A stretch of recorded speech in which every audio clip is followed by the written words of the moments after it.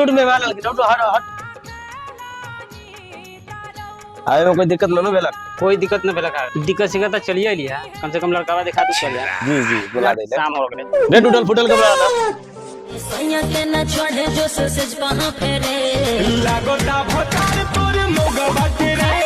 लागोता प्रणाम बाबूजी। बउआ कुर्सी पर बढ़िया बउआ जीजा से पूछ लो कुछ पूछेगा होता। ठीक है पापा पूछे लीजिए आज कहाँ तक पढ़े हुए लंदन में पढ़े हुए वो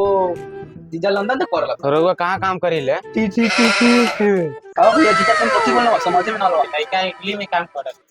जा जी ड्यूटी कौनी करी तो करी ले कहे का मतलब कि लड़का भोर में ड्यूटी कर ले बाग वही तो ऐसा लगा कौन है चल चल पापा चल उठी चल